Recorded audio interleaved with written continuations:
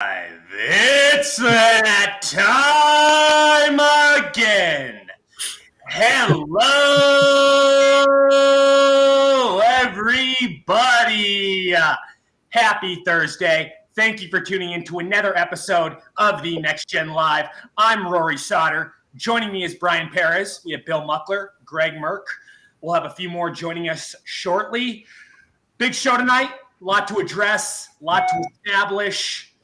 What a week it's been in the media. We were last live doing this show a week ago today. Guys, what a time to be alive. I want to go to Bill Muckler first. Your thoughts on everything? What are you directing your focus towards? Give us the latest, Bill. I know you're doing your show every day. Keep up the great work. You're touching on a lot of pivotal, important points and good stuff. Speaking of my show today, it may be my last one. I may never be on again. Why? I touched the subject that nobody wants to touch, that I'm really concerned that it may be the one that defeats Trump in November, and that's reproductive rights. Because I don't believe there's such a thing as pro-choice. You're either for life or you're for abortion. So you're pro-life or you're pro-abortion. And I went full out, both barrels, on this whole abortion scam, billion-dollar money-making scam. I went all the way back to when it first started back in the early 1900s by Margaret Sanger, called the Negro Project, which became, went under several more names. Pardon me. And finally became Planned Parenthood. So I'm not going to continue on this forever, but I wanted to have a show about it because I keep hearing from the Marxist media that they keep talking about reproductive rights and climate change, DEI. Those are the three big ones that the Democrats are convinced they're going to defeat Trump on. And I got to tell you, they can fool a lot of people. I could see more than half of the people voting on the issue of reproductive rights because the Republicans never bring this out and never talk about it and never tell what it's all about. They're afraid to touch this subject, and that's why I went and did a whole show on it today. I did some quotes from a black doctor who was very instrumental in debunking this way back in the 1920s. Talked about how this is very similar to what the Marxists were doing. Anyway, enough on that. I think I'm probably preaching to the choir. I hope, Rory, I'm still with you tomorrow and next week, because I don't know. The powers that be in social media are not very friendly with people who criticize pro-abortion. Hey, Bill, I was going to say, I'm still alive. I actually got kicked out of Tallahassee speaking when we had the heartbeat bill 2 years ago come aboard. And I actually got kicked out for quoting Margaret Sanger, the founder of Planned Parenthood, because there's a lot of Marxist communist state reps saying that we had to sit there and listen to them for about 3 or 4 hours talk about how we're racist because we won't allow them to have abortions. And so finally, when we're allowed to speak, we get 30 seconds. And in my about 15, 20 seconds in, I was quoting Margaret Sanger, who is the founder of Planned Parenthood, who actually gets taxpayer-funded money. Right. And quoted she wanted to eradicate the Negro population, and I got kicked out and escorted out by Capitol Police. Well, see, here's what I'm concerned about. I think that's how Biden won 2020, although they don't really talk about that so much. But remember, the red wave that we're going to experience, we're going to wipe everybody out. It's going to be a red wave. And what happened? We got we got a little trickle party in the House, and an even count in the Senate. And the main issue that people voted on, that the left Marxists voted on, was reproductive rights. In other words, pro-abortion. Well, it's a heart issue. It's a God issue. It's about, if you're willing to take out life, you got a real heart issue inside, because it's an evil Marxist, demonic. It's about organ harvesting. It's about just a real demonic, and it's about just taking out the fathers of the homes and destroying the American family cornerstone. The principles of father, mother, children. It's a Marxist, evil, demonic thing, and we live in the devil's world here on earth. So, yeah. Let me read this quote to you and see what you think about it. This is a quote from Dr. Mildred Johnson, who's the founder of National Right to Life. This is back in the 1920s. She wrote, quote, "Today it is the unborn child. Tomorrow it is likely to be the elderly or those who are incurably ill. Who knows, but a little later it may be anyone who has political or moral views that do not fit into the distorted new order. To that question, am I my brother's keeper? I answer yes. It is everyone's responsibility to safeguard and preserve life. A child is a member of the human family and deserves care and concern." Dr. Mildred Johnson. So I use that as kind of the foundation of what I talked about today. Boy, does that sound familiar? She could have wrote that in the 2020s, not the 1920s, and been right on. Don't you guys think? Yeah. Yes, sir. Yeah. Yeah, it's an interesting, civilization, to say the least. I mean, I can't even. That's very nice of you to nicely put, Roy. Like you're very nice about it. The society has made that claim even all the way through to the 60s, that the elderly were next, and we're already there. Yeah. We're already pushing euthanizing the elderly, and listen, when the government is spending trillions of dollars more than it's taking in, the healthcare system is simply unsustainable in and of itself, now compounded with this massive influx of 10 million illegals stressing the system, breaking and destroying the system. It's only a matter of time before Hillary Clinton's dream will be reinventing quality of or redefining quality of life healthcare. That was her solution to when the cost of healthcare rose above the rise in the budget. She said we would have to redefine quality of health. That's what's coming. Maybe you're 90 years old, you're not going to get that heart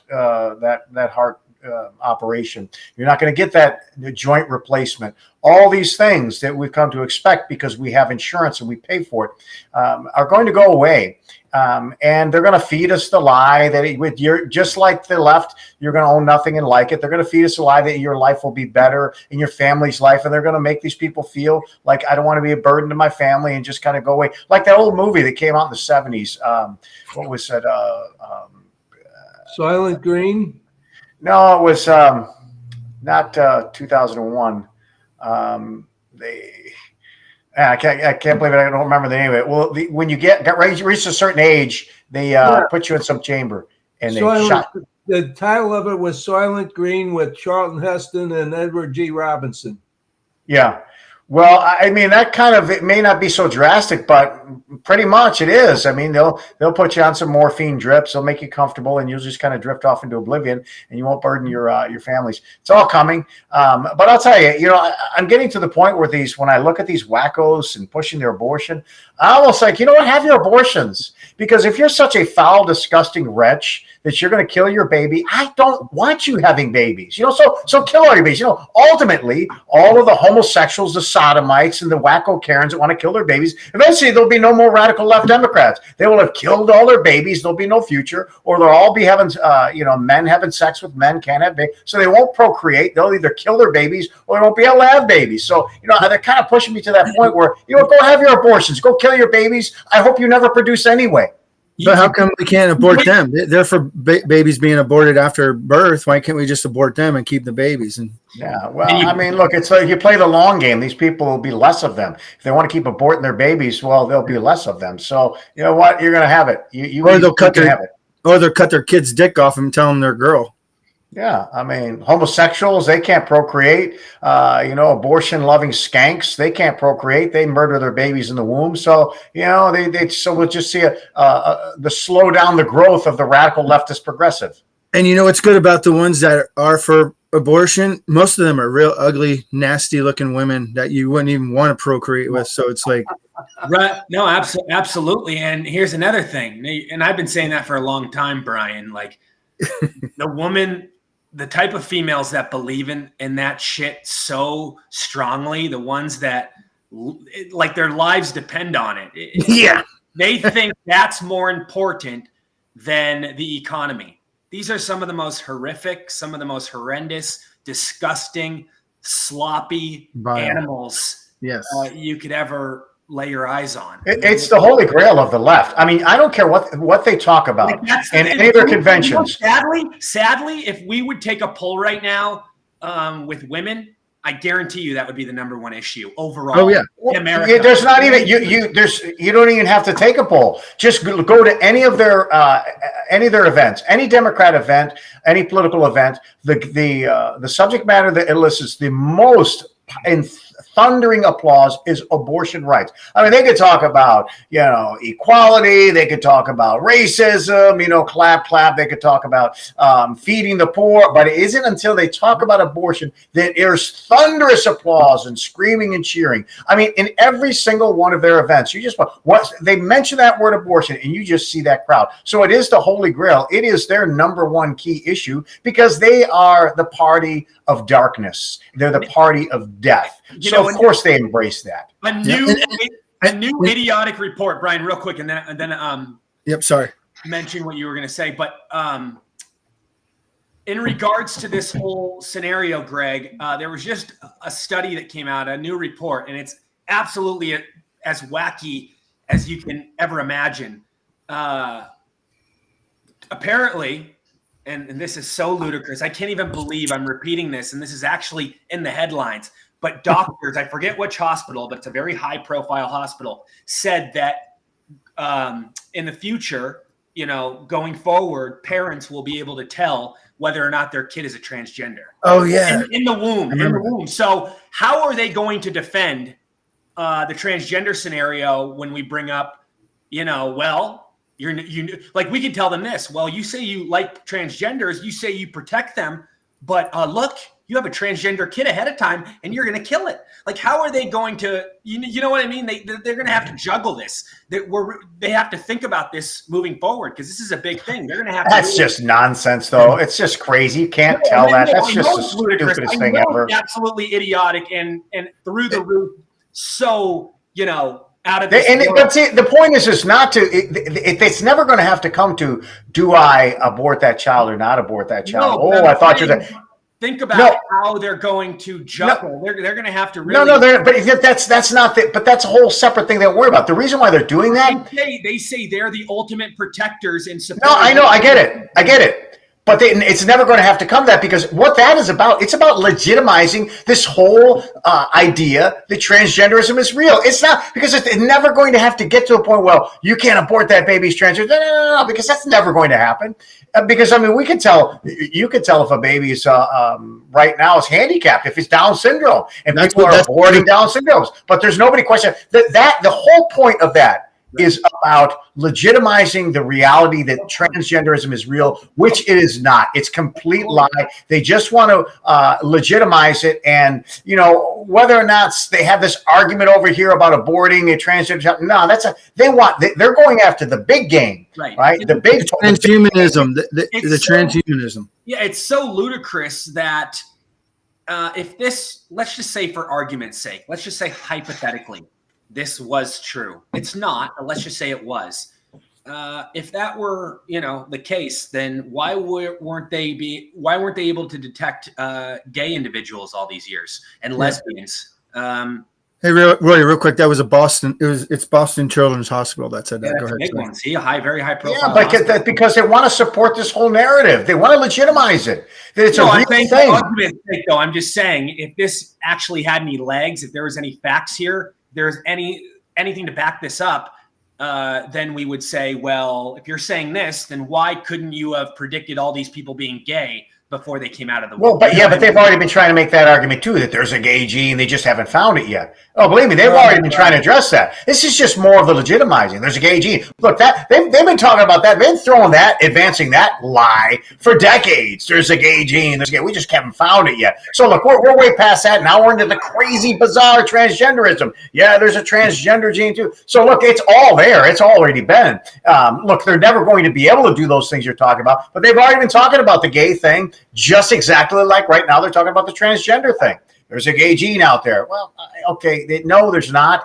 But it's not about, again, it's not about the science. It's not about it is about forced compliance, forced participation. It's about fundamental change. It's all part of the progressive narrative. And this is just feeding it. It's just kind of feeding more of the lies.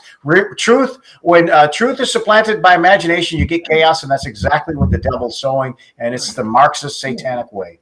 Well, it's about transhumanism as well. It's the lizard people. Even in the Bible, it talks about like there's different type, like a reptilian type of, and they want to make it. Yeah, it's a demonic.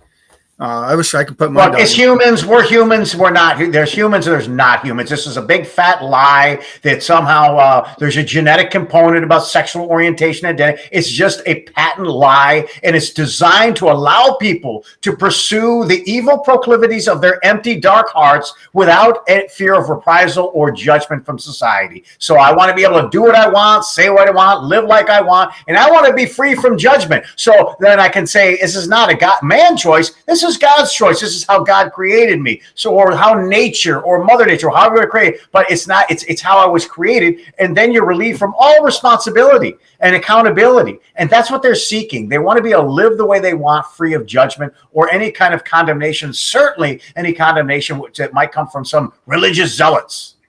Well, Greg, they don't really want to live in peace because they try to rub it in our faces. They try to advertise everything about their lifestyle, and they want other people to. Yeah, but that's not because they don't want to live in peace. That's because these are self-loathing, confrontational people anyway. If you ever met some of them, I mean, they just want to put it in your face. It's almost like they're looking for trouble. They want to ride. They want people. You know, the other day I was in the gym, and there's some guy big black guy working out in the gym, Muslim guy, has the Muslim cap. And then he puts on like the burqa mask that the women wear where you can only see the eyes. And I'm like, what is this guy's point? He's walking around here. He's got this big cane. I'm like, this guy's just asking for somebody to say, hey, man, what's your problem? He's looking for trouble. And that's what these people do. They just bait you, and they just wait for somebody to say something to them. And then they can scream bloody murder. Oh, you're a racist, homophobe, anti-Muslim, xenophobe, whatever. So, that's why you see that community out there acting so ridiculous and so in your face, because they want you to confront them so that they can, because, they got 99% of the media that's going to stand behind them. I mean, look what they did to that kid from the Catholic school with the Indian guy who gets in his face.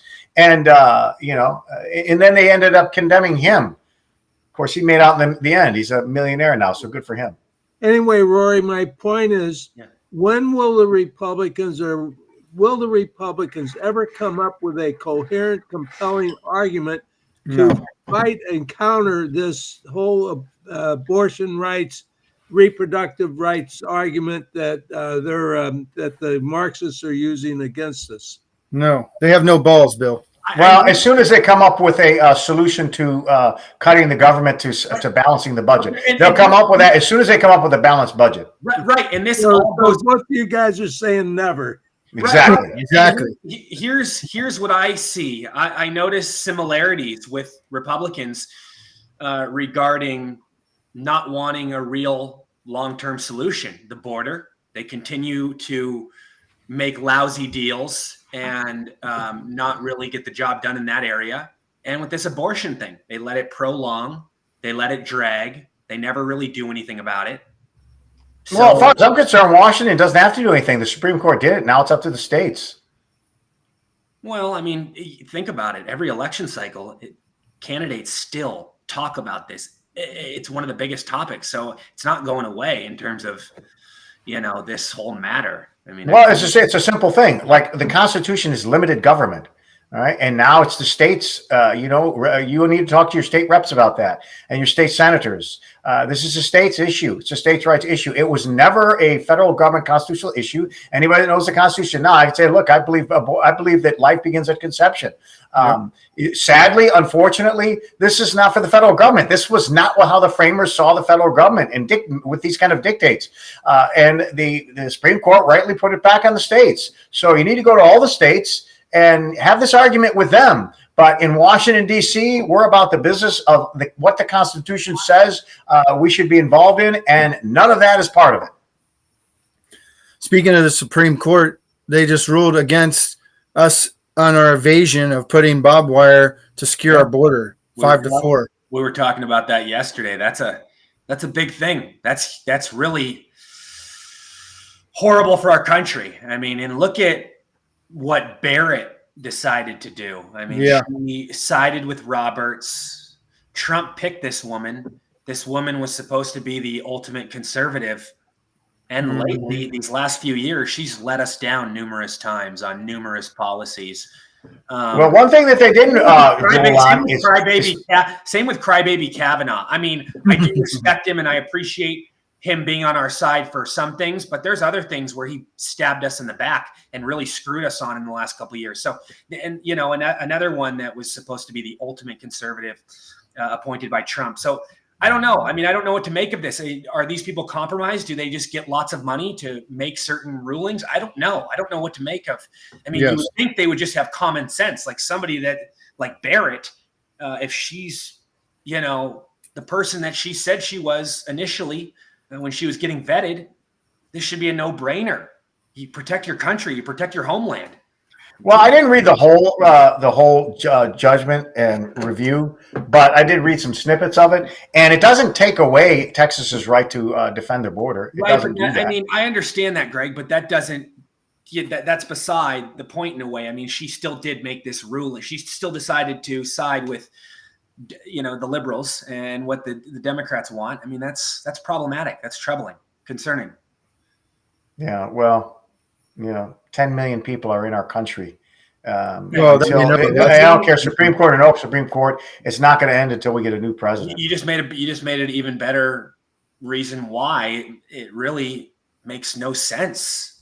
I mean, what's her? Well, I'm saying it has no impact. Her view, it has really zero impact on what's happening and what was going to happen. Razor wire, no razor, can they put it up? Can they not? Zero impact on the illegals that are coming into this country. It has. That's like, you're stepping over, $1 million bills to pick up pennies. It's going to be a long time before you make up that $1 million bill that you just stepped over. We got people now coming on boats, literally charging the beaches and jumping off the boats and running into the country and disappearing. I mean, razor wire. It was a horrible decision and it was a terrible one. But we got such a massive, massive problem, and the border is it's not being addressed because we have an agenda, an administration that is hell bent on completely transforming what our country looks like. And wire or no wire is going to have zero impact on the grotesque ugliness that's at our southern border. Right, Bill. One thing I've noticed that all of a sudden they picked up what I called them invaders like 5 or 6 years ago. Now you hear Abbott talking about an invasion, Ted Cruz talking about invasion. So at least we're getting to that point where now we're starting to call it what it is. Mm-hmm. But the way it's happening, it's unbelievable. And when we say there's 10 million illegals, more than that, invaders in the country, that's only the ones that came in the last 3 years. How about the ones that came in the last 10 and 20 years? That's 10 to 20 million of them. There's somewhere around 50 million foreign nationals in this country, of which only 10 million of them are in the 10-step naturalization process. The rest of them are illegal. Yeah. So 50 million what percent would that make up of the country? Because when they do the Well, I mean, 340 million. It's almost a fifth. Yeah, almost. Yeah. Almost a fifth of the people. So Unreal. I think legally we have legally Think 290, 300 million. Think about that for a second. Almost a fifth of the people. Think about that for a second. I mean, that is mind blowing. Well, yeah, it's changing our nation. It's changing the way vote. Like, it's for voting. It's to keep them in power. Well, that's the low hanging fruit. That's only the half of it. The bigger part of it is what I've always said is it's global homogenization of the people and a massive expansion of the federal government. That really is the most nefarious, dark part of this movement. It's not only going to keep them in power, obviously, it's to create a permanent Democrat Party and possibly be voted out of office, but it's creating the expansion of the federal government that will further enslave the people and get more people on the dole. That really is the danger, the long-term danger of America. Because you know what? If you get some illegals here that become citizens, maybe, 50-50 chance, maybe that they realize when they start, hey, maybe government, I don't like government taking, I don't like taxation, I don't like Democrat Party, because a lot of these people from the Hispanic areas, I mean, they're kind of Catholic based. They don't like this, kill a baby 9 months in one day afterward. So you got a shot at maybe capturing a vote, but you don't have any shot when we're going to have the next 20 decades with multi-trillion-dollar deficits that are part and parcel to funding this massive illegal migration. That's permanent damage and destruction to America as we know it. So yeah, the vote's bad, absolutely, but I think what is worse is the massive expansion of the federal government that this is causing.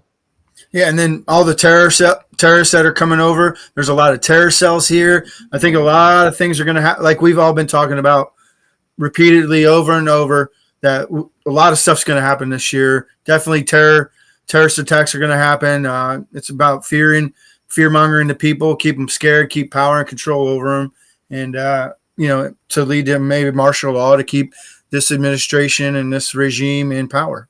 Yeah, and I don't know if we get there, the whole martial law thing. I don't not saying rule it out, but you don't need that to keep Biden in power. They already proved Definitely not. I'm just saying. They didn't need martial law last time. Look, they can go harvest a bunch of ballots. Now, can they go in these areas where you got thousands and thousands of illegals and, hey, sign here, fill this vote out? I mean, we're already not verifying signatures and verifying that people. It's just, so who knows how many votes they can harvest in there. But I'll tell you, expect this thing to accelerate. 5,000 a day, 10,000 a day. How about 20,000 a day? This is an election year. And, every poll that comes out, Trump is kind of inching a little bit more. Last one I saw, he's 6 points ahead of Biden, 7, 8.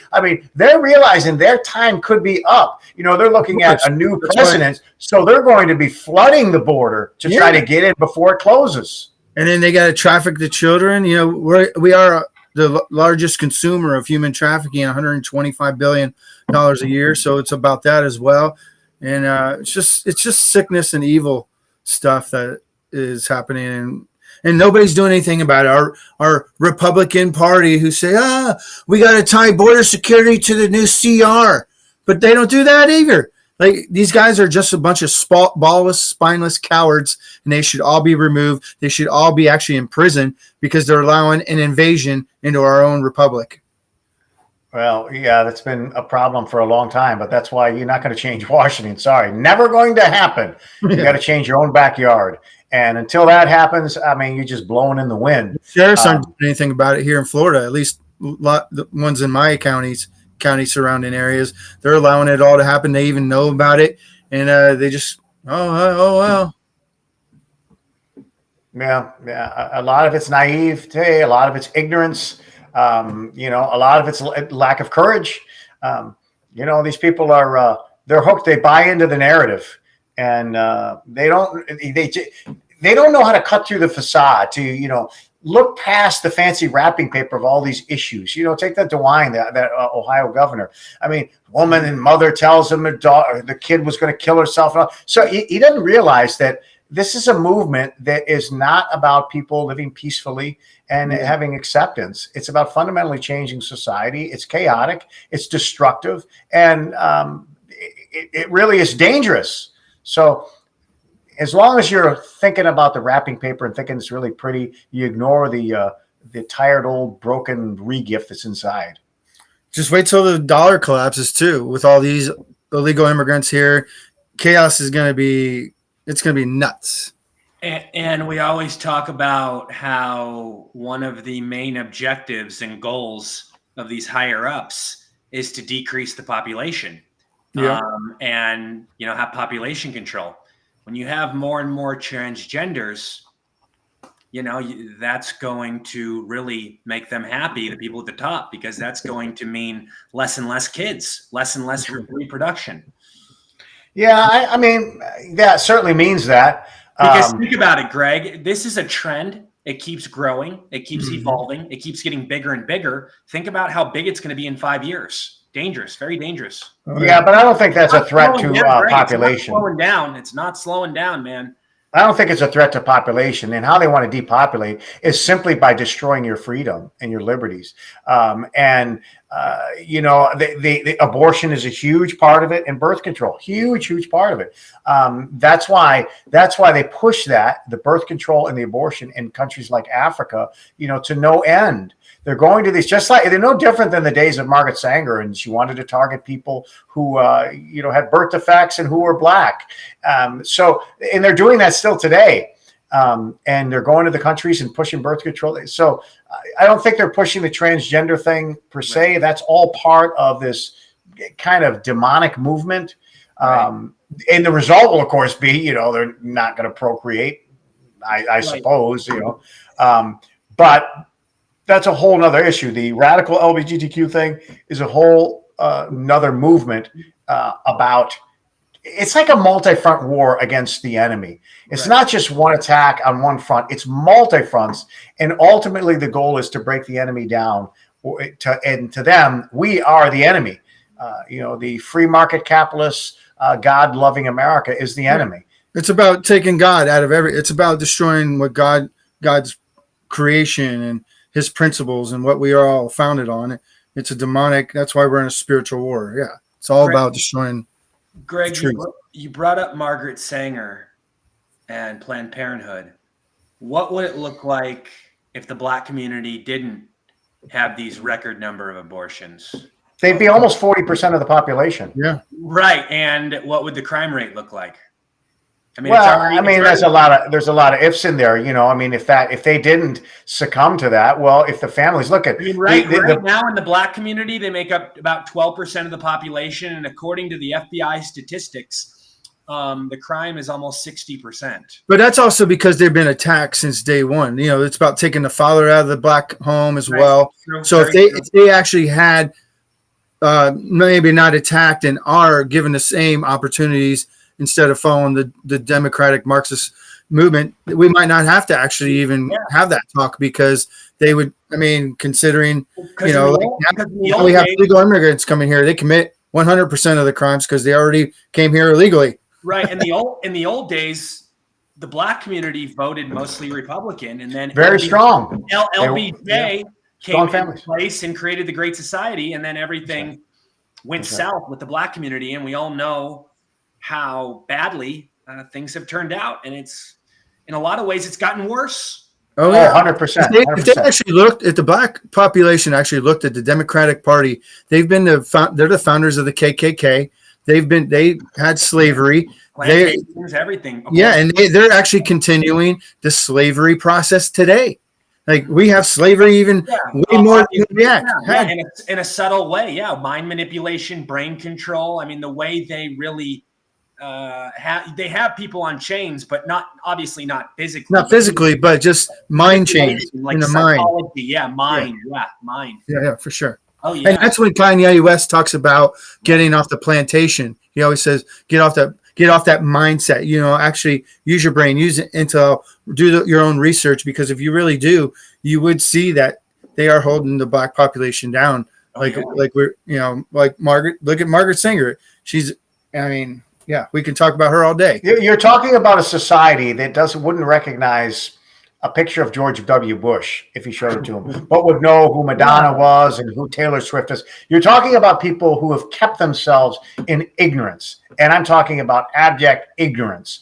And of course, we know that the Democrat Party is the party of racism, the party of KKK, the party of segregation. None of it matters because they don't listen. They don't listen to the truth. And even when the truth is presented to them, all it does is give them more reason to distort it and to argue back, as the old philosopher said, to give the truth to him who loves it not as but to give more multiplied reason for misinterpretation. They don't want to hear it. They don't care. And they got 90%, 90+% of the media telling them the exact opposite, because it isn't about the party of racism, the party of equality. It's about fundamental change, because what Republicans are proposing is not massive redistribution of wealth. And the elites in this country, and certainly the Davos dimwits and the global elites, they're about redistribution of wealth, lying to you and saying this is about equality and acceptance, when the fact is it's really about redistribution of wealth and controlling the masses. And the two are interchangeable. Control the money, control the masses, control the masses, control the money. And this is exactly what these people are about. And I don't care what you talk about, it is always the same thing. They suck you into the argument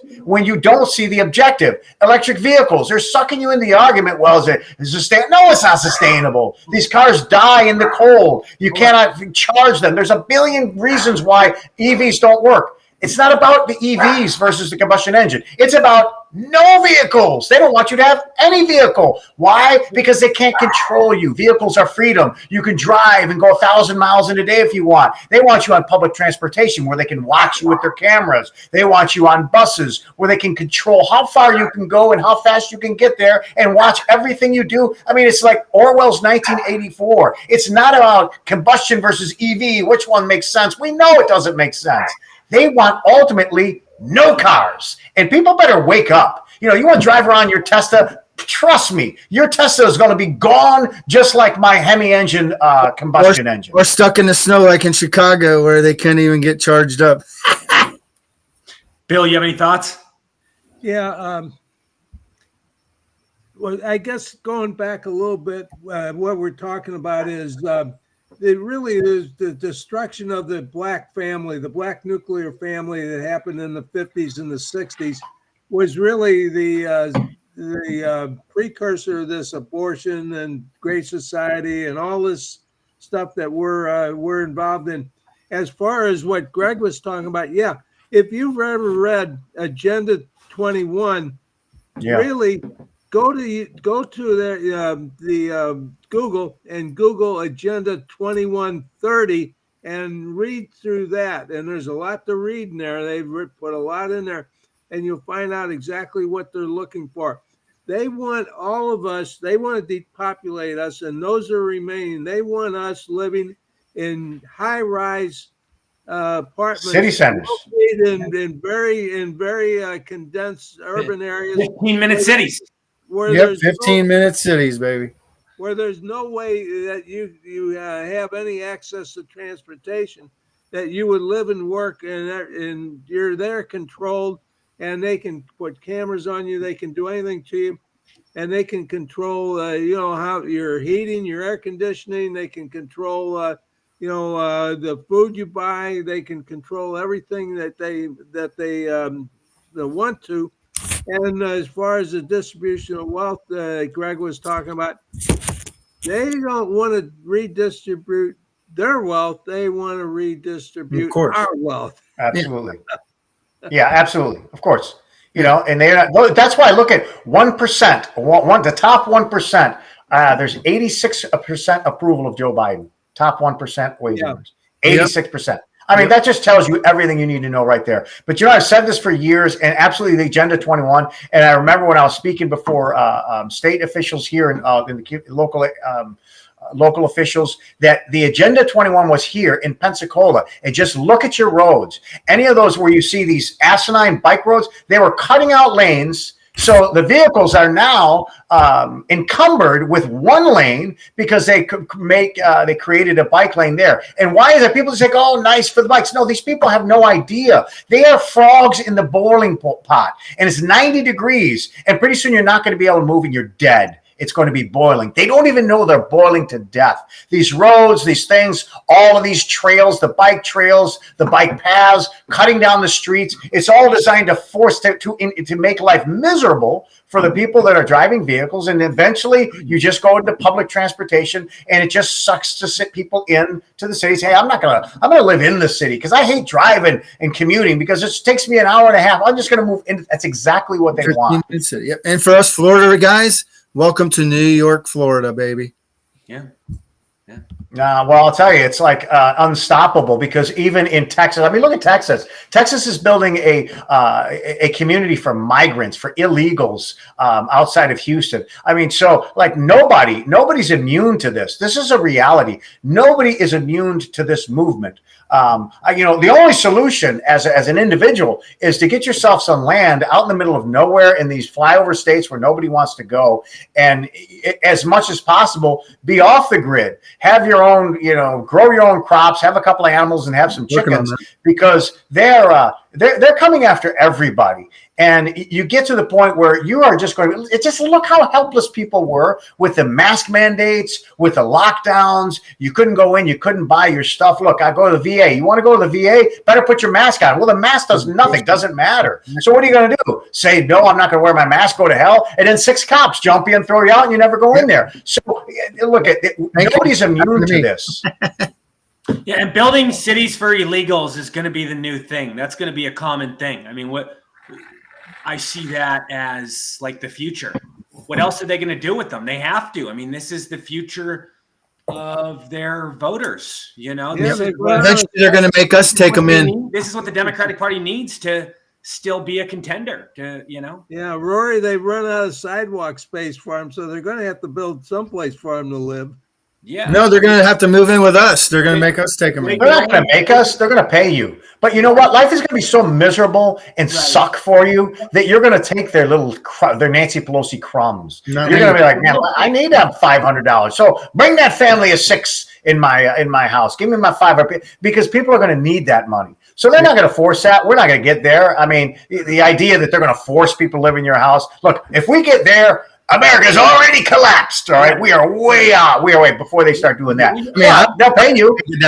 I'll be dead. But and that's the thing. I mean, obviously, they can only make so many excuses for so long. These politicians about placing these illegals, meaning like they're putting them in school gymnasiums, they're putting them in classrooms. People are not going to tolerate that on either side for very long. But they are, Roy. They really have no other choice but to, like I said, build them their own city or build them their own area, because they can't keep taking up the hotels. They can't keep taking up the YMCAs. It's not going to work. Under President Trump, it's going to come to a halt. I can tell you that. Whether you like Trump or don't like Trump, I'm confident that under President Trump, this stuff will end immediately. I mean, here in Florida, Hillsborough County, they shut down like 6 or 7 schools so they can put illegal immigrants in them. It's ridiculous. And I will say this, the immigration bill that was just agreed upon, but between Lankford and Schumer, Mark, we talked about this yesterday. This is how pathetic and weak the GOP is. Lankford is one of the main dudes in charge of immigration and negotiating and getting us a proper deal. And the best he could come up with is still us getting 35,000 illegals a week. No, because again, don't quote the only thing it's going to stop is when we get a new president and a new Congress. I want to make sure that's correct. That's if we get a chance to even vote. 5,000 a day. 5,000 a day. They're trying to take them. I mean, if we even get a chance to even vote. Senate immigration deal allows 35,000 illegals at border every single week. Yeah, it's 5,000 a day is what they're saying. But it's just asinine too, because what happens when it's 6,000 a day? Like, you're not going to do anything about it. What, you're going to throw them back? That's not going to happen. It's just it's pure waste of time and energy and money and paper. Frankly, paper to write that crap on. It's going to do nothing. It's going to do nothing. We have to have a fundamental changing of the guard.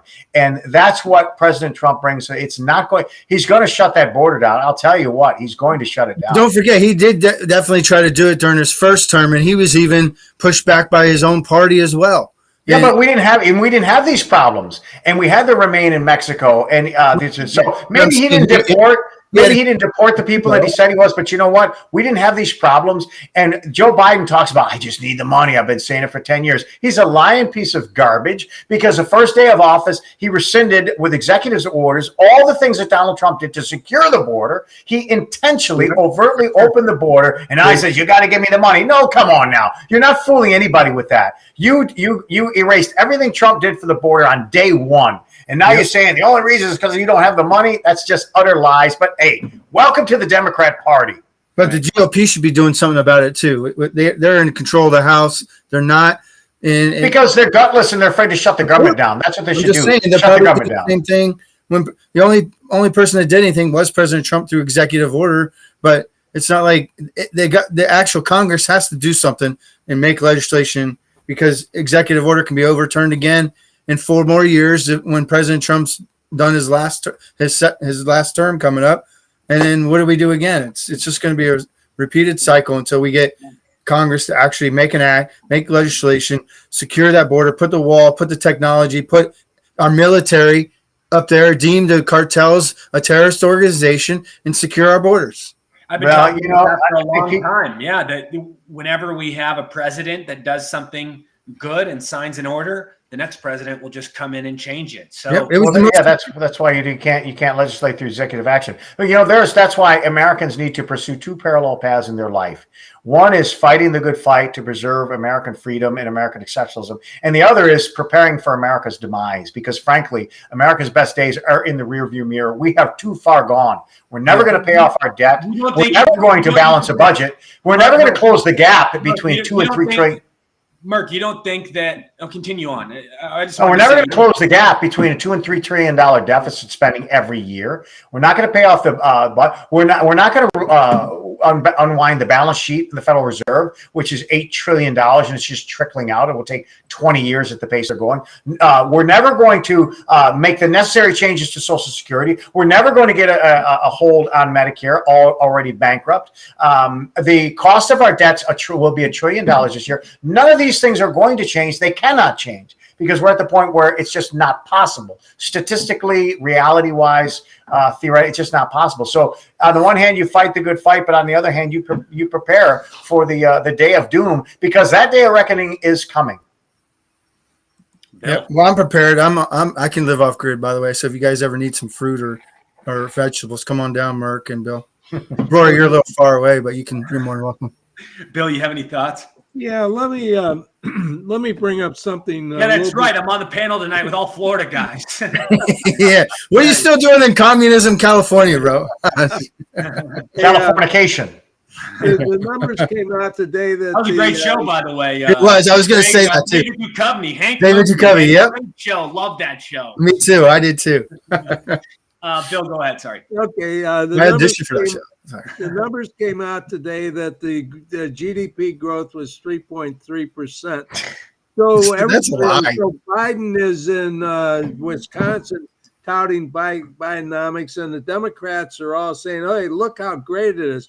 But when you really look at how they portray this, the smoke and mirrors part of it is the actual GDP growth was around 2% for the private sector and more than 4% for the government sector. So the government sector is growing exponentially, and that is making the GDP, because that's the way they measure it, look like we had a 3.3% GDP growth, which still isn't enough to really sustain the economy.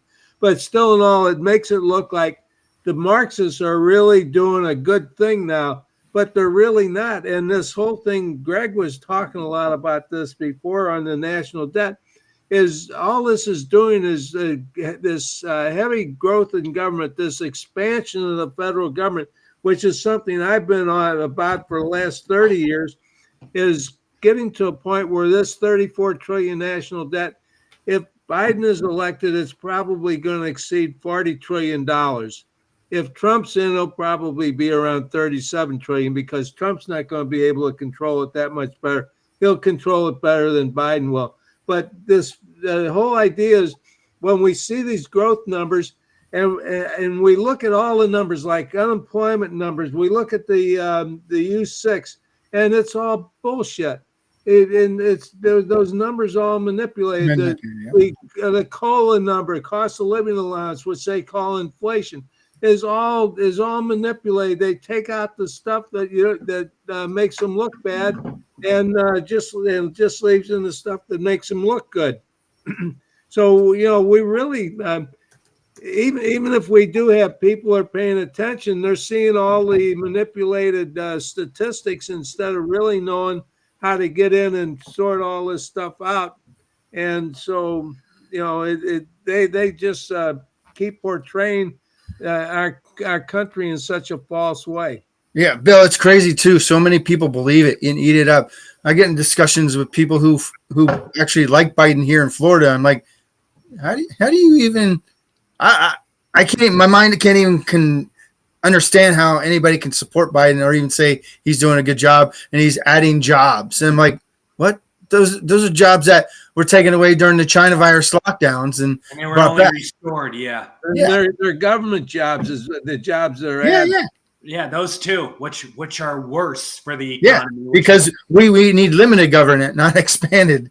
Right. Yeah, that's why the government taxpayers pay those people. It's ridiculous. Yeah. And the people that like the directors of these departments make even more than the people who are elected. Like here, we have a mosquito control.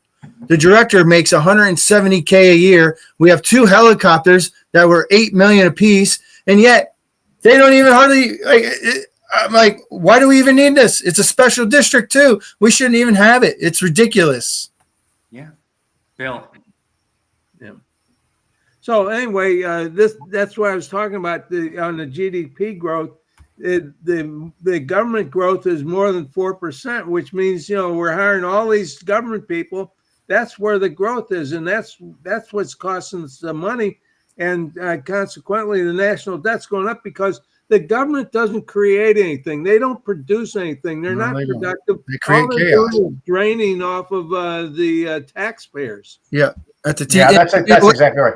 And it's been happening for really the better part of more than 30 years. Yeah, for sure. The manipulation of the numbers, the U6 number, even the U6 number, which is total unemployed plus the marginally, the part-times, it's a much bigger number. They use the U3 unemployment, and you go to the Bureau of Labor Statistics, and it defines what they are. But even the U6 number over the year has become a suppressed number. But the U6 is probably more like 6-7%. And that's a little closer to reality, although I do think that it's probably going to be closer to 10%, but that's part of it. Then you look at the we're not even hiring qualified people though, Merck, either. It's we're talking about just unemployment numbers and which numbers they cherry pick the good numbers that makes it look like it's really low. Other things with inflation numbers, they like the PCE over the CPI, and the PCE uses things what's called hedonics, and hedonics is things like like my phone. If this phone is more technologically advanced, it may cost $1,000 more than last year's phone, but you get the technology in it, so it's really not that much more. So they use these ridiculous things like hedonics. Also substitution. They actually use substitution. So 10 years ago, meat was cheap. I was eating filet mignon, but you know what? Then I got down to couldn't eat filet mignon, so I had to buy the sirloin. Now I'm down to buying ground chuck. Well, that should be obviously. I don't have money in my pocket, but no, there's no inflation there because ground chuck, at $3 a pound, it's like there's no inflation because your replacement, you're actually spending less. You used to spend $10 a pound for filet mignon, 10 years ago, which now of course is $30 a pound. But now I'm eating ground chuck. So they allow these substitutions, which manipulate the real cost of living inflation numbers for people, and all of it designed specifically to suppress these numbers, especially given the fact that the government raises all the wages for all Social Security people, for all military people, for federal government. It's all based on the CPI urban data. And the last thing they want to do is give us a real, 12% raise to bankrupt the government more than it already is. So it's just 3.2, 3.4, you get a 3.4%, when we should have got a 10% raise. So All numbers manipulated. They changed the CPI data, how they computed it in the 90s to reflect a lower number. They also do things like when you look at monetizing the debt, you'd roll over these treasuries and you had a lot of long-term treasuries have lower interest rates. So it doesn't cost that much. Well, then they started, when rates were going down, they started shortening the debt, because the shorter debt is lower. The long term is a higher interest rate. The shorter term debt's lower. So they started rolling it over in short term treasuries. Why? Because the interest rate's lower. The cost of that debt and servicing that debt is lower. So it makes it look like the government is not as broke. But now the chickens are coming home to roost, because now we're constantly rolling over this debt. Every couple of years, trillions of dollars of debt has to be rolled over. And now with 5.25% interest rates, the service on the debt is a massive problem. And again, it's all about manipulation. They started rolling over treasuries in the 90s with short term because it was a low interest rate. Hey, it's cheaper. And now that short term rate is higher actually than the long term rate. So anytime, that's why you need to get rid of the Federal Reserve. It should be abolished immediately.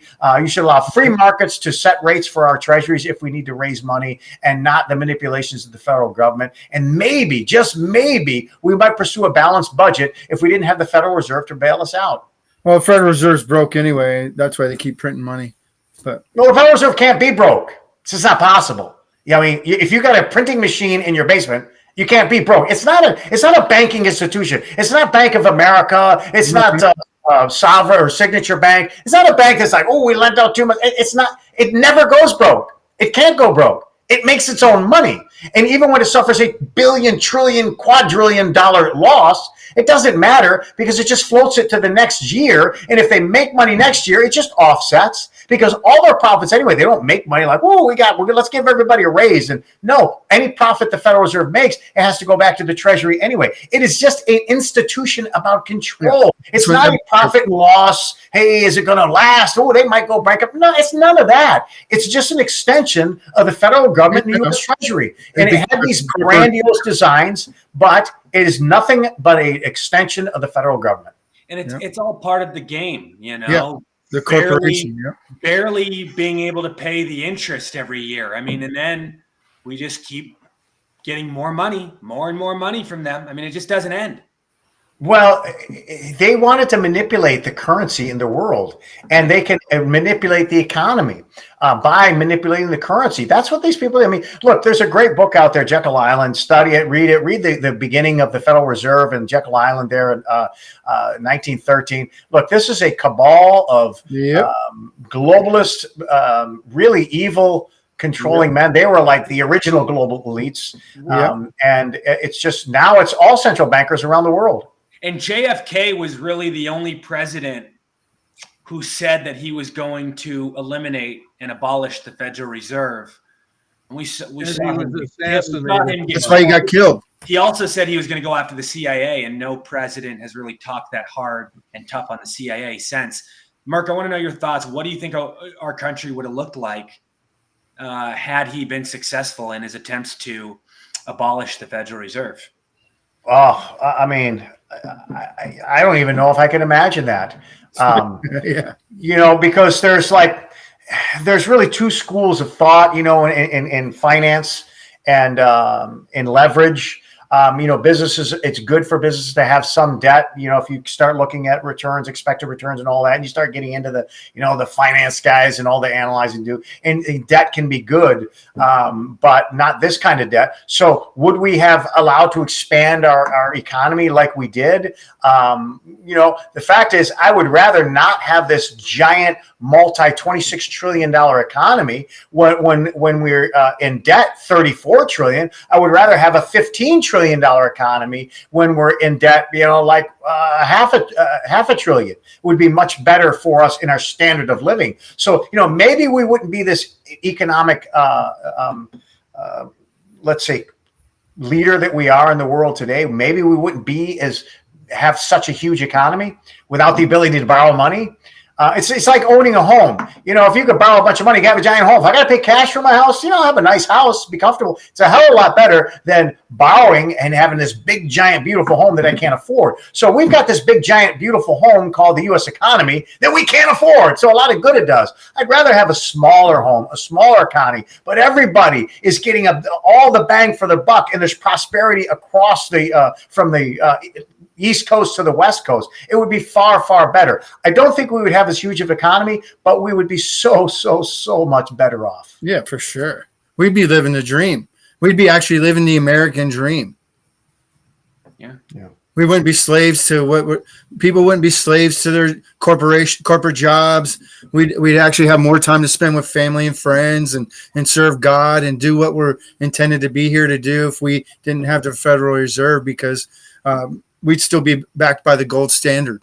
Right. And people, I think, would feel better about themselves. There's nothing that works is more dangerous to somebody's psychology, their mental stability, than having a sense of hopelessness and despair. And we've created an economy and a culture where millions and millions of people are hopeless, and all they do is it's just easy to fall on into the government safety nets. And that's the Nancy Pelosi crumbs. That's as good as it's going to get for you. And once you get sucked into that world, you never get out. You never get out. And that's why there's so much hopelessness with people. So I think people would feel better about themselves, because people would be working. They'd be working hard. They would know that they're getting a value for their dollar. I think the American people would be way, way happier. We wouldn't have this division. I mean, we've got the haves and the have-nots, and we've ushered in a whole new era of class warfare like we've never seen before. I just think Americans, we would have a massive middle class, and we'd have a very, very small lower class. And entrepreneurs, for sure. Bill, you have any thoughts? Yeah, Greg mentioned 1913, which was the creation of the Federal Reserve. And the book he was referring to was The Creature from Jekyll Island by W. Griffin, which is required reading for all my family. But in any case, that was the same year the income tax was created, IRS Amendment 16, which said, and that was all about the income tax would never exceed 1%, other than the highest amount would be 7% for the ultra wealthy. Well, we saw what that 1% came. But in any case, at that time when the Federal Reserve was created back in 1913, I think our national debt at that time was somewhere around $2.5 million or something like that. It was very small, but $1 had the purchasing power of $1. Now $1 has a purchasing power of about 2 cents. Right. Going back, what Greg was talking about back, say, when Kennedy's time, the purchasing power of the dollar would still be at least 50 or 60%, somewhere in that area. So we can see how much it's degraded over the past 60 years or so. And what that's done is it's put a tax on us in the form of our purchasing power has diminished by 20 times over the course of the life of the Federal Reserve. So, yeah, we've got a lot of new shiny toys and a lot of new technology, and a lot of things are better yet. But the amount of our purchasing power is still lagging so far behind, because the more money we make, the higher inflation hikes up to a point where the true inflation right now, if you go back to 1913, is really somewhere around 260%. But because you have to add it on, you just can't say, well, it's 2% this year, it's 2% next year. No, it's 2% plus 2% is 4, because prices keep adding up. So right now we're paying about we got an inflation of around 260%. But they're not going to tell us that, because if they told us all these things and educated the people and all these things, we'd probably be coming after them with pitchforks. Right. We're gonna take a quick break. We're not gonna do the full 5 minutes. We'll probably go on break for like a minute or two. So stay with us, everybody.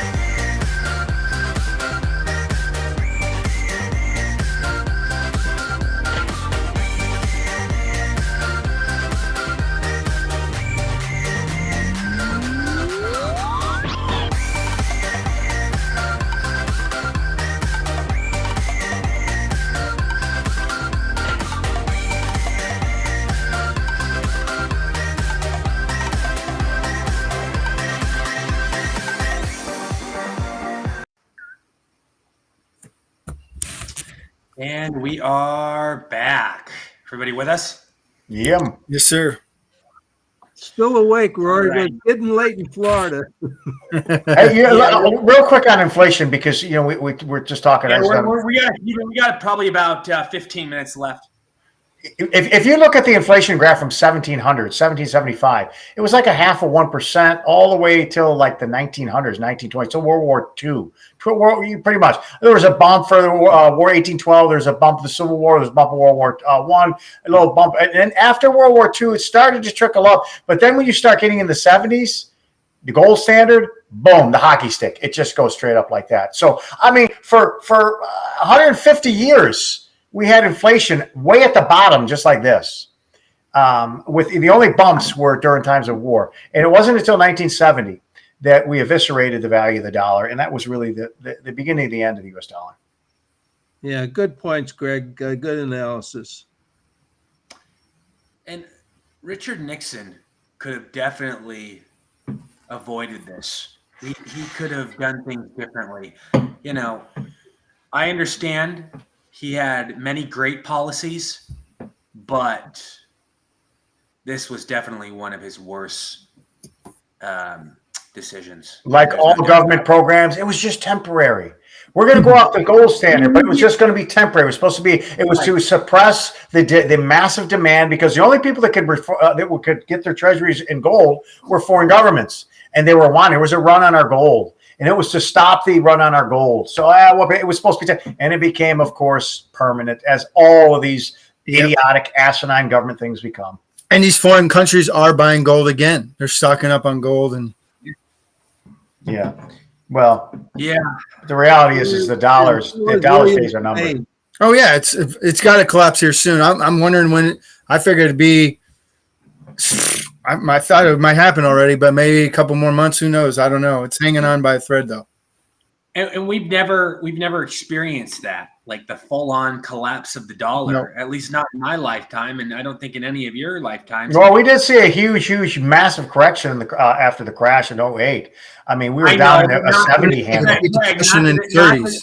Not to this extent, though. Yeah. This is a whole. No, of course not, because the world runs on U.S. dollars. Look, it's like if you're the only, if you the only chips in Vegas were the Bellagio, I mean, I don't care how bad Bellagio did. They got the only chips. They're still going to be doing pretty good because everybody wants the chips.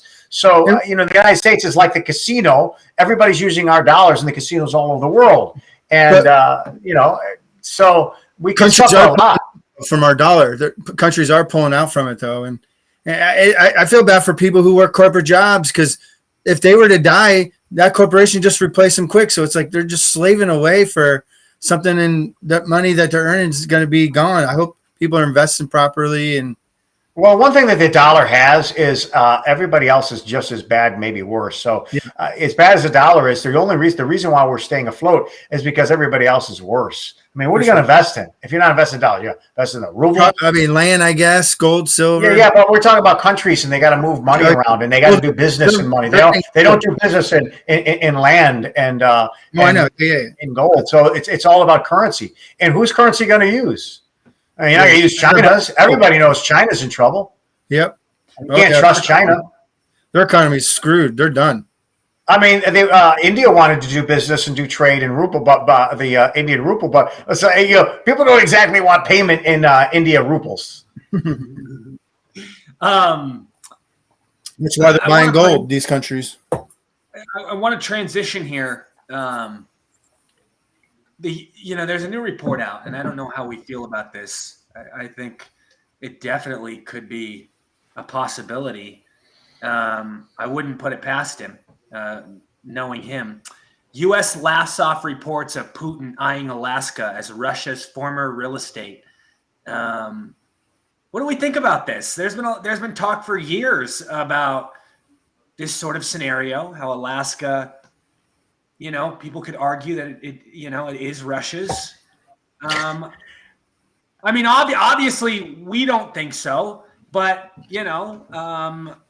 I don't know. Is this a China-Taiwan scenario where Russia, Putin could go in there under Joe Biden's weak leadership? I mean, is this something that could actually be a reality? I don't think it's a reality. No. No. We bought China. Alaska. We paid for Alaska with money. What was it? A few million dollars. But and I think the Secretary of State or whoever it was, I think his name was Seward. No, we paid for Alaska. We bought it from Russia, so it's ours. Russia has no claim to it. If they want to invade it, I guess they could, but I think they'd be foolish to do so. I don't think Russia can amass that kind of forces on the eastern tip of their country. But you got to understand, Ukraine, these are Russian-speaking people. They speak the same language. There are hundreds of thousands of Russians there anyway, and very pro-Russian people. Easy thing. Like, good luck crossing the water. Good luck coming to Alaska, where everybody is armed and everybody has guns. Yeah, good luck with that. It would not behoove, at least not in the current situations, even as pathetic as Joe Biden is. I don't think Putin is eyeing Alaska at all. I agree. He wants Crimea anyway. That's what he's focused on. Most of the people that live there want to be part of Russia anyway. And if people don't invade America, it's called the Second Amendment. And can you imagine some Chinese soldiers coming in here? Look at people want to shoot. People want to shoot illegals. In their mind, the only thing stopping them is the fact that this administration will give you the death penalty. But I'll tell you, there are probably millions and millions of Americans who just assume load their AR-15s and shoot these illegals at the border themselves. All right. So if we had an invasion of real enemy forces, Chinese or Russian, yeah, I guarantee you. The gloves are off. Putin even said that I would never invade the United States of America because they have the largest army in the world. We the people. He said that. Yeah. And then Texas AG Ken Paxton just said we will not comply with the Biden administration orders on taking down our barbed wire. Yeah. Now we talked. Speaking of the border, it said they say they have the votes to impeach Mayorkas. It don't matter though. Yeah, it doesn't. They're just going to put somebody else in there to keep doing the same damn thing. Yeah, another idiot. It's more political theater. Yeah. Yep. And then also, what do you guys think about this guy trying to buy Kerry Lakes out of the race? This GOP head in Arizona. Yeah, we talked about that yesterday. That was pretty interesting. But that stuff happens all the time. Oh, I know. Yeah. We don't hear about it. But it's nice to finally see it exposed. Bill, you have any thoughts? Yeah, I didn't realize you talked about that yesterday. I saw that. Politics is a dirty sport. There's no question about it. Oh, absolutely. Well, that's why our government and world's in the situation it is. Yeah. It says right here, we were talking about the economy earlier. There's a new report out today. There's a study, housing unaffordable for record half of renters. Yeah. Researchers say that in 2022, a record half of people in the United States renting a place to live used a massive chunk of their income for rent and utilities. An article published by NPR Thursday cited a recent report from the Joint Center for Housing Studies of Harvard University regarding the desperate situation that is hurting people across the nation. The center's report found that in 2022, as rents spiked during the COVID-19 pandemic, a record half of U.S. renters paid more than 30% of their income for rents and utilities. Nearly half of those people were severely cost burdened, paying more than 50% of their income, the NPR article reported. Wow. Well, listen, this is the end of the housing market. Well, as we know it now, because it's too expensive for people to buy homes. Still, though, no matter what, it's expensive. It's cheaper to rent than it is to buy a home, and you've got all of the maintenance, you've got all the taxes, all the homeowners insurance, and all of that. It's too expensive for people.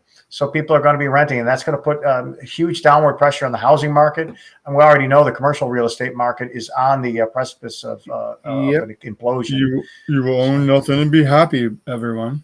Yeah, and then it's compounded with with this new push for the wealth tax, where everything you have, everything you own, will be taxed. Whether your house, your cars, everything, your silver that you got in there, your grandma's silver that you get, everything will be taxed. And so there'll be no desire. You'll own nothing. You will not want to own anything. Why would I want to own a home if every year I got to pay a tax on it? I mean, I'm already paying property tax, I'm paying school tax, I'm already having to pay ridiculous homeowners insurance, and now you're going to tax me just on the value of my home? I got a $500,000 home. What are you going to tax me? 1%? Okay, so I got to pay $5,000 on top of all these others? Why would I want to own a home? You're not going to want it. And now it's just not your home. It's everything you own, even your stocks and bonds. Forget that you didn't sell them. Forget that there's no realized capital gains. You're going to get taxed on it. This is, I was on a Mark Levin show a long time ago, and you're talking about these ridiculous tax rates, 90%. How can somebody want these? It's not about whether it's fair to take 90% of the people's wealth. This is the elites up here,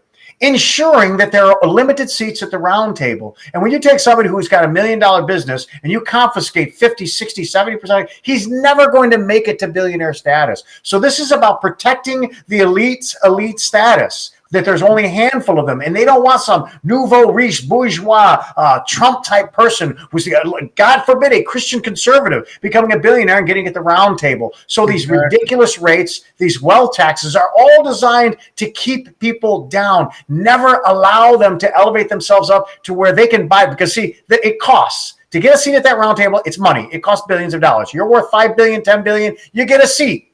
So that's the reality. They don't ever want anybody to get to that point where they can get a seat at the round table and wield their power and influence. To be one of those people that goes to Davos and actually says, no, what you're saying is wrong, like the guy from Argentina did. Argentina president, yep. Yeah, all these things are not about what's fair. We need to pay for this. We better pay for that. It's all a global movement to suppress everybody, to keep them down, because the elite will never be subjected to the liberty eviscerating misery that the rest of us will be. It's true. Very true. Bill, you have any thoughts? Well, from a personal point of view, if I can add something to this, the cost of energy. I've been in my condo 3 years and 2 months. Every month, my electric bill to Duke Energy has been in the $70 range, once in a while up to 80. Sometimes in a real hot summer month, it gets up to 90. Wow. I get my bill on the 24th of the month. In December, my bill was $112. This month, I got it on 24th, just yesterday, $218. Wow. So now my energy bill. Are you using the heater, Bill? What?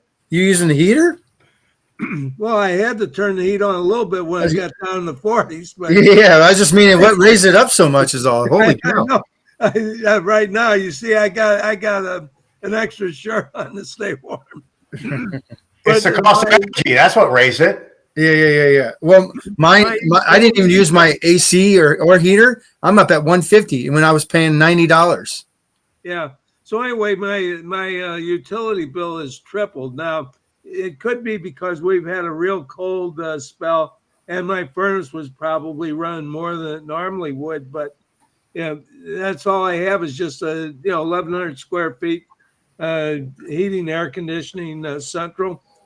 But anyway, if everybody is in a situation where their utility bills are also increasing, rent is increasing, pretty soon, Greg, it's not going to be you can't afford a house. You're not going to be able to afford rent either. So where do we go from there? People are already deciding to either pay their rent or electric bill. I've talked to people. I've heard people even do interviews. They're like, well, I got to figure out which one I'm paying, and I'd rather have a roof over my head and at least sit with the lights out than be homeless. And the answer to your question, Bill, is there'll be a huge expansion of what we know as Section 8 housing. It'll be more government affordable type housing. It'll be the BlackRocks and the Citigroups and all these massive corporations that are owning all these homes that will rent them to you, and the government will support them and basically finance their need.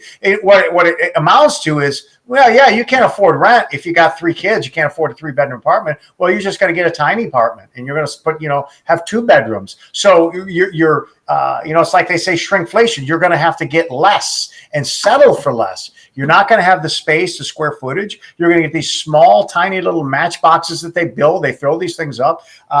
It will really be kind of a pathetic existence that we have seen. If you go around Europe today, you see the way people live in Europe, and they don't live like we do. And actually, their houses are actually quite cheap throughout Europe. You could buy houses in Italy and in France for very, very cheap relative to our market. But the people that are living there, it's very expensive for them, and they live generations in the same home. So that's what they'll do.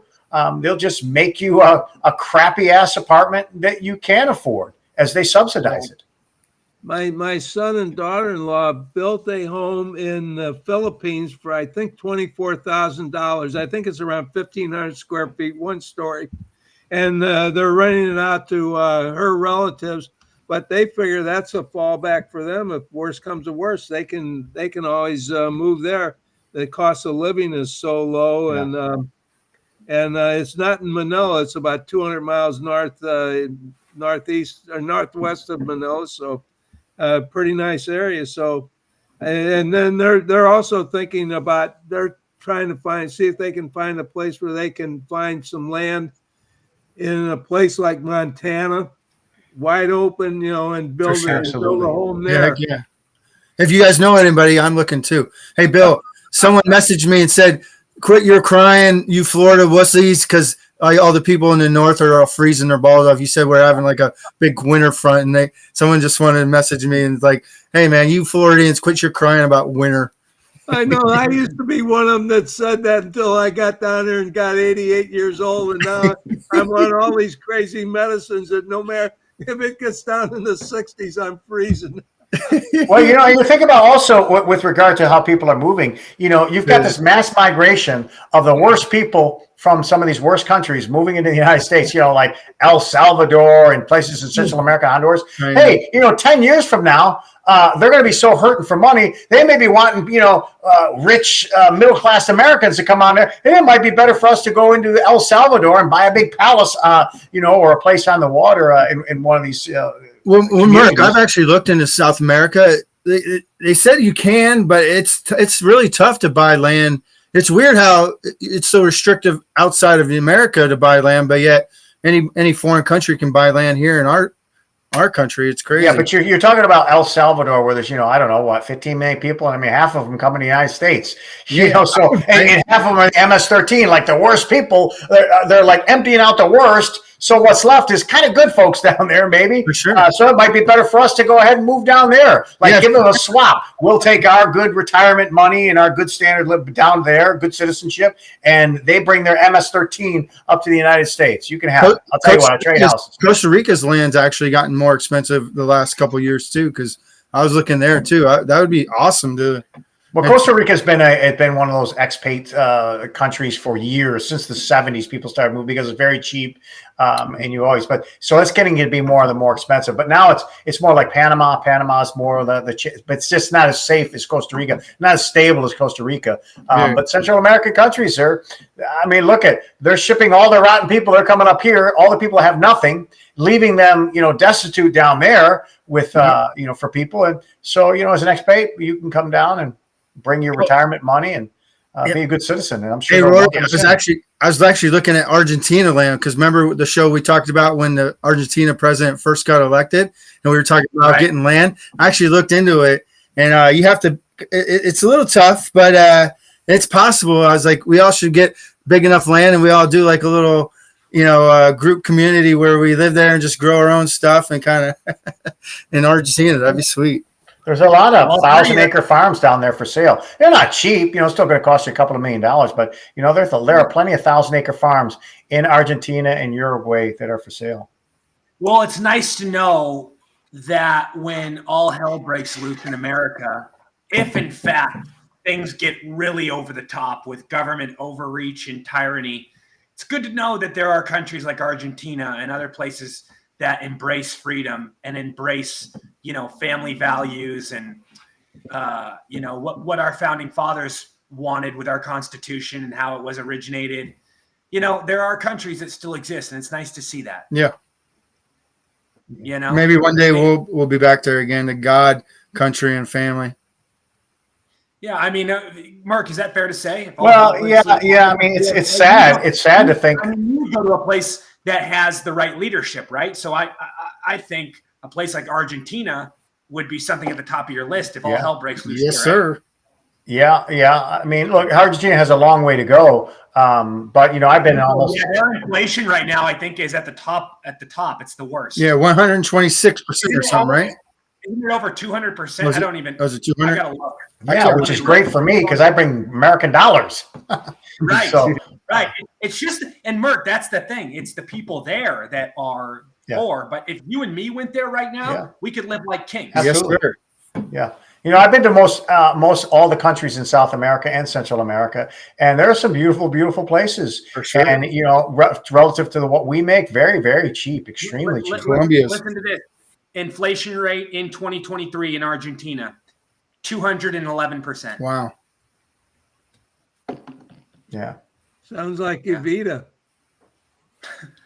Now let me ask you, Mark, do you think the new leader can really bring that back? I do. I mean, Well, to I a think he's point definitely where- he's got the right attitude. He's an economist. It's going to take a lot of work, and it's not going to happen overnight. They didn't get there overnight, so they're not going to get back overnight. But I mean, it all starts with change, with somebody who inspires. I mean, look what Ronald Reagan did to the United States coming out of the 70s.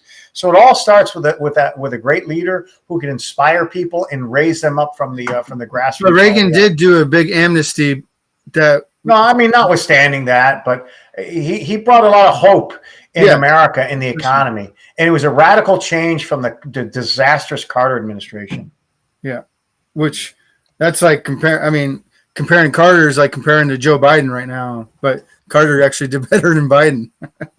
Yeah, Carter would be like a pretty good president compared to Biden. Yeah. Carter almost looks like he's the greatest compared to Biden. Right. Yeah. Before we take off, though, Bill, you have any thoughts? No, I'm good. Good conversation tonight. I think we touched on a lot of great topics.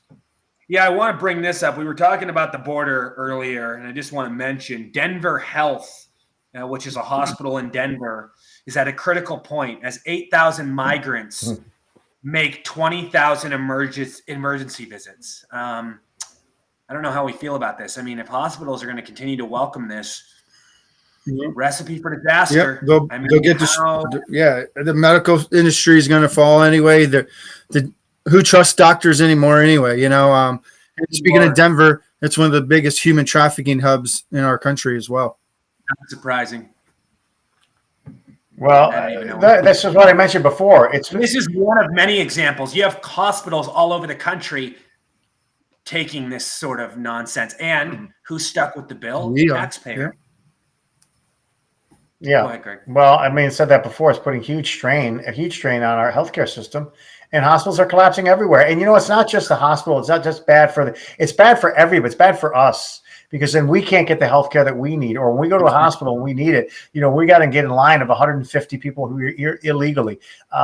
Look, there's everything wrong with this. There's never a shortage of topics to talk about how disastrous this administration is, even if you're only talking about illegal immigration, how they're destroying this country. So you can talk until you're blue in the face. The only way we're going to change it is to change the leadership in this country. Yeah. And I hope to God President Trump fires every person in every department and then disbands it and destroys it. Did we see the report regarding the governors that are standing with Texas? There's almost 30 governors that are standing with Texas. Oh, really? I thought it was all my favorite governor, Kristi Nolan, standing with him. She's sending troops. Yep. That's making a statement. That's big. You have all this unity. I like seeing that. I think 23 states are with him. Yeah, all the Republican governors. Hey, Merck, why is Kristi your favorite, by the way? Because she's the best looking. Yeah, exactly. So do you have any thoughts on this? No, it's good. We need more of that. Hopefully they can, since they're coming together on the border, maybe they can come together on a convention of the states as well. Yeah. Brian, what do you think? Bill, what do you think?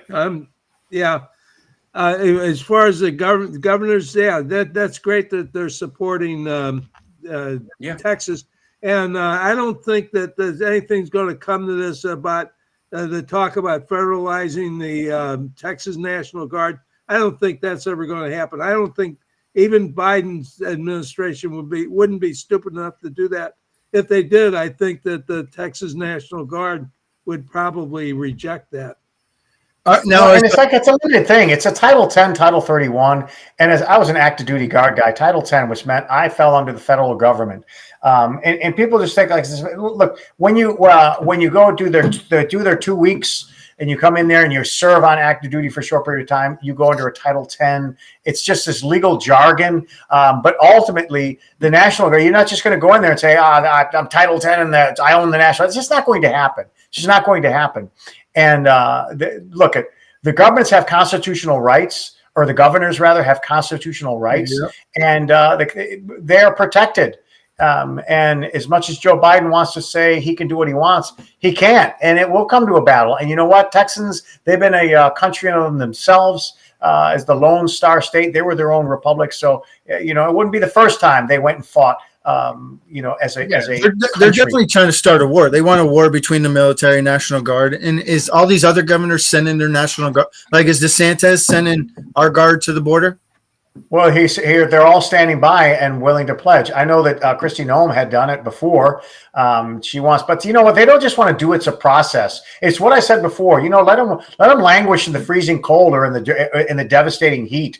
Rather than send more people there to process. I think the governor's positions are: look, we're going to send you, but the mission is going to be to return them, to arrest them, to jail them, and return them. If that's not the mission, I'm not going to send my guard down there to help you process people.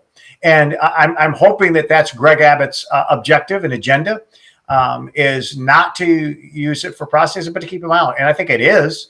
And that will take a coordinated effort between the National Guards from different states to make sure that they've got their roles in place. Not about signing and punching their card and giving them a date, but about locking them up and shipping them back. Lock them up. Lock them up. What are we going to do about these caravans? I mean, it's never ending. Never ending. It won't ever be any. It'll end in November when we get a new president. It'll end in January when he takes office. Yeah. Well, it's funny how the timing is always right when we see these massive, massive caravans. It's usually election season. Well, election, hell, it's been every year since Biden came in office. I mean, I understand, but to this degree, I mean, it's pretty big out there. I mean, it's probably the biggest we've seen since Biden took office. Like I said, it's going to accelerate because if they think that Biden's days are numbered, then of course they're going to send more of them. But I mean, remember, as soon as Biden got elected and he rescinded the executive orders, I mean, they just started coming.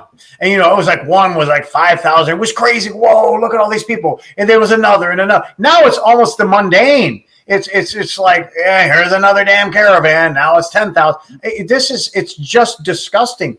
And I just get to the point where I just got to turn it off. I got to turn it off because it's so frustrating and so angering. But if it taught me anything, it taught me that if you're going to spend a second of your day relying on your government to take care of you, you know what? You're part of the problem. The government's never going to take care of you. Didn't your boy Reagan even say the 8 most scariest words is "I'm from the government and I'm here to help"? Yeah, and there's a reason for that, because when the government shows up, you're only going to end up poorer, dumber, and less free. So no thanks. In handcuffs or something, maybe. Bill, tell everybody where they can find you, where they can get involved. Hey, I'm on the Next Gen Live USA 11 o'clock, Facebook, and I also have a website. Perfect. Brian. Yep, definitely can find me here. I'll be putting more shows out here coming up soon, guys. Apologies for that. Just trying to find great guests. And you definitely find me here, Next Gen, Centralist TV, my YouTube channel, whatever. But look for me here. That'll lead you to everywhere else. I also want to congratulate my cousin Ronnie on signing as the running backs coach with a semi-pro football team over there in Omaha. Congratulations, brother. Go get yourself another championship. Nice. Greg, go ahead. All right, find me on all social media and here on the network. Love it. I love it. Well, everybody, another episode of the Next Gen Live in the books. I want to thank you all for tuning in tonight. We will see you all very soon. Until next time, I'm Rory Sauter. God bless. Much love. Cheers, everybody. God bless. God bless.